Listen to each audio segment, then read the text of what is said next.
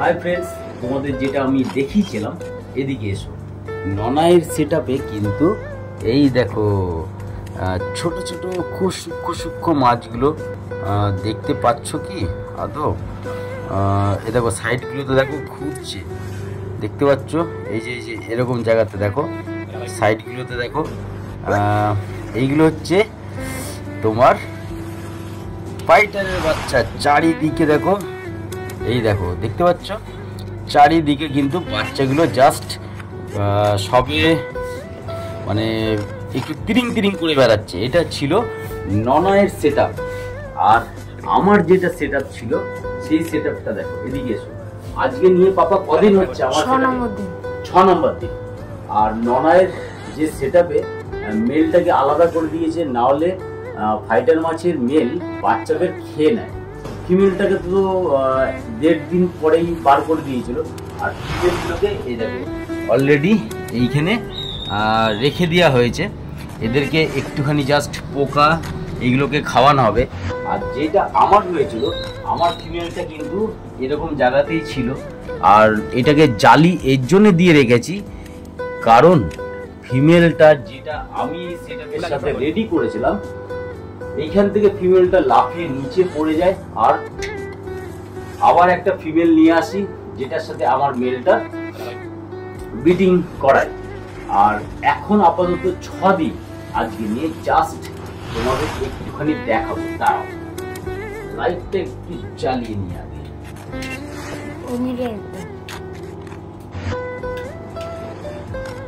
Just বাচ্চাগুলো যেগুলো bubbles রয়েছে, বাবেলস থেকে নিচে সূক্ষ্ম সূক্ষ্ম লেজগুলো ঝুলছে। আর কিছু কিছু ফাইটারের বাচ্চাগুলো নিচে তিরিং তিরিং করে বেড়াচ্ছে। এখনো পর্যন্ত আমি কিন্তু মেলটাকে মানে ছেলে ফাইটার মাছটাকে আলাদা করিনি। কাল থেকে নাহলে পরশু দিন দেখবো ডিমগুলো সব হ্যাচ হয়ে গেছে, বাচ্চাগুলো সব কটা নিচে ঘুরছে, তখনই কিন্তু আমি মেলটাকে আলাদা করে দেবো। কারণ না হলে বাচ্চাগুলোকে মেলটা খেয়ে নেয়। আর তোমাদের দেখানোর চেষ্টা করব যে বাচ্চাগুলো আর বাবেলসের মধ্যে কেমন ঝুলছে। এসো আস্তে আস্তে এটাকে আগে তুলে নিই, দাঁড়াও। এই দেখো ফাইটারের মেলটা দেখো উপরে, বাবেলসগুলো দেখো। তোমরা যদি ভালো করে লক্ষ্য করো তাহলে কিন্তু দেখতে পারবে যে লেজগুলো হালকা হালকা ঝুলছে। আর কিছু কিছু আছে যেগুলো একদম দেখা যাচ্ছে না, এরকম একটা ব্যাপার। খালি চোখে দেখা মানে খুব মুশকিল। সূক্ষ্ম সূক্ষ্ম লেজগুলো ঝুলছে উপরে। আর কয়েকটা বাচ্চা ঘুরে বেড়াচ্ছে এদিক ওদিক। যাই হোক, আজকে আর কালকে মেলটাকে রাখবো।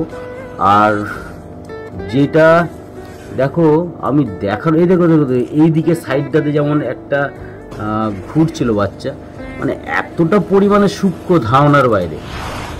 মোবাইলে আমি নিয়ে আসতে, এই দেখো নিচে একটা দেখো, মানে যে বাচ্চাগুলো এই দেখো এইখানেও একটা ঘুরছে, এই দেখো উপরে একটা ঘুরছে। তোমরা দেখতে পারছো কিনা সেটা হচ্ছে ব্যাপার। কিন্তু মেলটা কি করে, যখনই বাবেলস থেকে কোনো বাচ্চা নিচে নেমে আসে, তখনই বাচ্চাটাকে মুখে নিয়ে আবার বাবেলসে ঢুকিয়ে দেয়। এইটা হচ্ছে বাবাদের কাজ, মানে ফাইটার মেলটার কাজ। আপাতত বাচ্চাগুলো ভালোভাবে হ্যাচ হোক।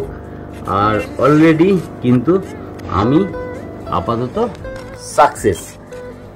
ননায়ও যে সেটআপটা রেডি করেছে ও সাকসেস হয়ে গেছে ফাইটার মাছের বাচ্চা তোলার। কিন্তু এখন একটা টাফ কন্ডিশন, যেটা হচ্ছে বাচ্চাগুলোকে আমি যেমন এই দেখো দেখতেই পাচ্ছ কি এটা একদম টেট্রাফিক্সের ডাস্ট করে নিয়েছি জাস্ট। আর জলে একটু পরিমাণে গুলিয়ে পরে বাচ্চাগুলোকে খাওয়াচ্ছি ননাইয়ের অ্যাকুরিয়ামে, মানে সেটআপটাই। জানি না কতগুলো বাচ্চা বাঁচবে, এটা হচ্ছে ব্যাপার। হ্যাঁ, এবার দেখা যাক কতগুলো বাচ্চাকে আমরা বড় করতে পারি। আর অলরেডি তো আরেকটা জিনিস তোমরা দেখতেই পাচ্ছ যে আমাদের যে এঞ্জেল মাছ ছিল তার বাচ্চাগুলো কিন্তু এখন অনেকটাই বড় হয়ে গেছে, দেখতেই পাচ্ছ। এর আগেও তোমাদের ভিডিওতে আমি দিয়েছিলাম, তাই তো। আর এদিকে কিন্তু মা বাবা মানে এঞ্জেল মাছের এইগুলো তো বাচ্চা, আর ওর মা বাবাকে আলাদা করে দিয়েছি। কারণ হচ্ছে ফিমেলটা মানে হচ্ছে ধরো এই যে পেটটা দেখো আবার ফুলে গেছে, আর তার মধ্যে এই সিম্বলটা 1-2 দিন আগে এলে 1-2 দিন আগে, তারপর 1-2 দিন পরে ডিম দিতে হবে। হ্যাঁ, এবার সেই হিসাবে কিন্তু আমরা আবার একটা এঞ্জেলের সেটআপ রেডি করে রেখেছি। জাস্ট দেখা যাক কি হয়। আর ওটার তো অবশ্যই ভিডিও দেবো, এটাও দিয়েছিলাম। এখন এঞ্জেল মাছের বাচ্চাগুলো অনেকটাই বড়। চলো আপাতত কেমন লাগলো একটু লাইক, কমেন্ট অ্যান্ড শেয়ার করো। যারা নতুন বন্ধু অবশ্যই যুক্ত হয়ে যাও। এই পর্যন্তই, আর টাটা।